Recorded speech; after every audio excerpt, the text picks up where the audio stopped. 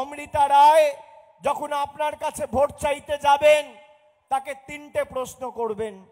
BJP নেতা BJP নেত্রীরা বলছে লক্ষ্মীর ভান্ডার আমরা বাংলায় বন্ধ করে দেবো। প্রথম প্রশ্ন জিজ্ঞেস করে বলবেন তাদের অবস্থান কি স্পষ্ট করুক।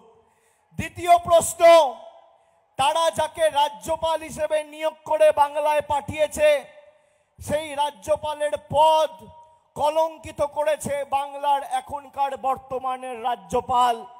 মেয়ের বয়সী একটা বোনকে শ্লীলতাহানি করেছে, সে থানায় গিয়ে অভিযোগ করেছে, আর পরের দিন রাজ্যপাল বাংলা ছেড়ে বেরিয়ে গেছে, পালিয়ে গেছে ল্যাজ গুটিয়ে।